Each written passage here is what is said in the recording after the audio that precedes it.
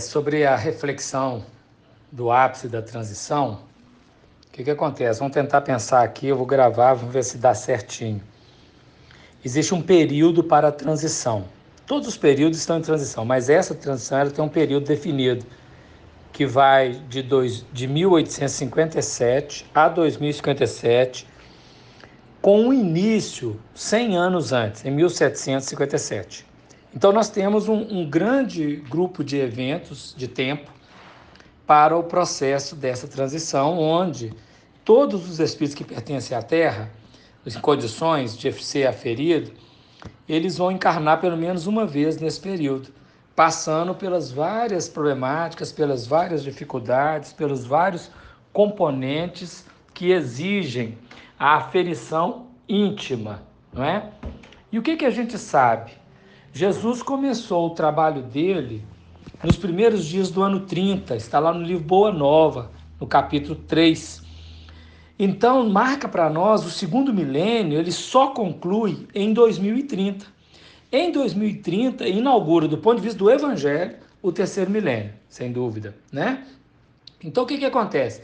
Como a conclusão é só em 2057, nós entendemos que a partir de 2030 é o Evangelho entrando em ação, da mesma maneira que Jesus entrou em ação. E todos os trâmites de 2030 até 2057, todos os trâmites que foram representados naqueles primeiros 3 séculos de cristianismo, ou seja, vai ser uma grande explosão de trabalho. Então, a partir de 2030, nós temos já a maior segurança de dizer que os espíritos construtores estão entrando em ação, com mais evidência. Então, o que acontece? Nós estamos em 2020. Esses próximos 10 anos, eles são toda a conclusão dos selos, das trombetas e das taças que o Apocalipse apresenta para nós. O Apocalipse narra esses eventos, né, que são dirigidos por Deus, dirigidos pelos espíritos superiores, em favor da humanidade, que precisa do acontecimento para se definir, se posicionar, se enquadrar na lei. E isso é muito sensacional quando nós pegamos uma síntese disso no Evangelho de Mateus, capítulo 24, no versículo 7, que diz assim: porquanto se levantará nação contra nação e reino contra reino, e haverá fomes e pestes e terremotos em vários lugares. Mas todas estas coisas são o princípio de dores, né? Então, o que acontece? Nós estamos, nesse momento de nação contra nação e reino contra reino, numa grande batalha espiritual, onde o materialismo combate o espiritualismo, onde nações que dão muita primazia na sua intimidade ao materialismo encontram grupos que dão vazão ao espiritualismo, onde nações que têm grande questão espiritual ainda encontram barreiras materialistas. Então esse conflito ele é coletivo planetário, ele é coletivo entre as nações, ele é coletivo entre as cidades, os estados, inclusive na intimidade das pessoas. As pestes, a fome e o terremoto, nós vamos entender o seguinte: a fome são as carências, as faltas, o vazio, a busca, o anseio, a expectativa.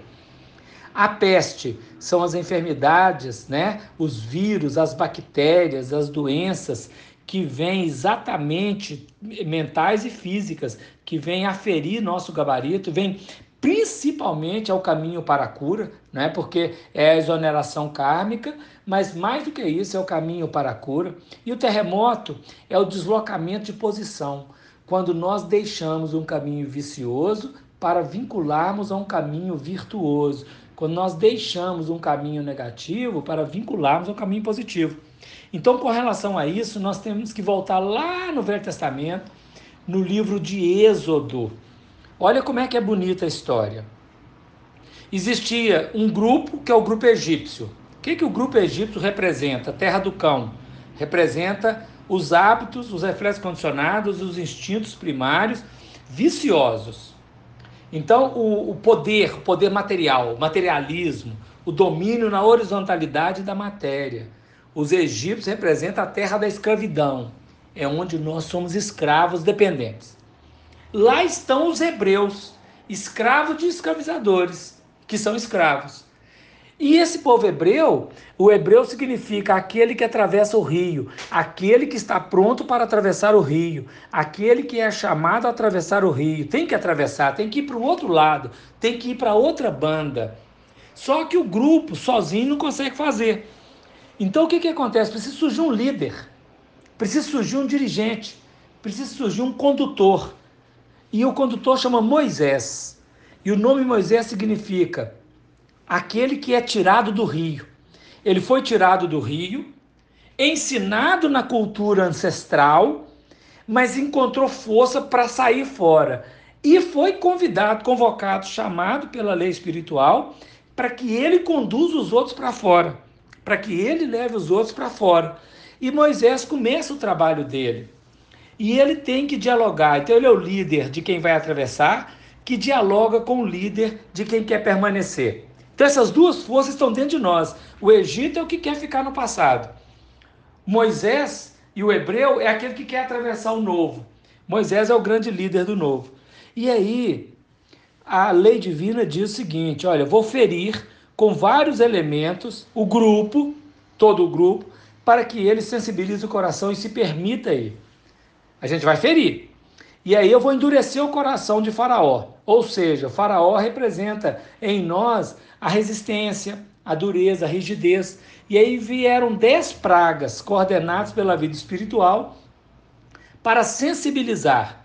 Aqueles que conseguiram ser sensibilizados são chamados hebreus, os que saíram. Aqueles que não foram sensibilizados são chamados egípcios, os que permaneceram. Então vem uma primeira praga, 2, 3. Na 10ª praga, o faraó sensibilizado, ele cede e ele libera. Então existe uma parte que consegue, naquele movimento ápice, dar um salto de qualidade. Enquanto tem uma outra parte que ainda resiste. E aí liberou. Essa parte que foi liberada, ela começa a caminhada de jornada. Ela vai atravessar o Mar Vermelho. O mar já não é apenas um rio, não é? O mar é a totalidade da criatura. O vermelho chama determinação, garra, coragem. Mas também o vermelho trabalha a sensualidade e trabalha a guerra. Então tem que ter coragem, determinação para superar a grande batalha, que é da intimidade afetiva e da intimidade relacional.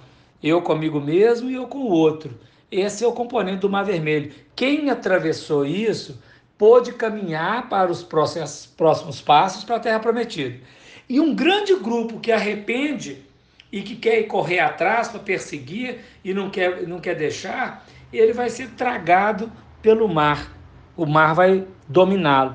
Então nós estamos na Terra atualmente, nesse momento das pragas. Elas estão sendo derramadas, são as taças do Apocalipse. Elas estão sendo derramadas. E essas agora, você imagina, uma que movimentou o coletivo inteiro, paralisou o mundo. Então dela nós vamos ter consequências gigantes do ponto de vista da criatividade, do novo arranjo, do novo encontro, de quem sou nesse processo todo, dos conflitos emocionais pela solidão, pelo abandono, porque muita gente não está sendo visitado, vai sentir, pelas depressões. Então, nós vamos ter grupos que vão conseguir se preparar para ir para uma nova etapa, para uma nova batalha. Tem grupos que não vão conseguir agora, vão ter que fazer um novo arranjo. Então, nós estamos no ápice desse processo. Este é o grande momento.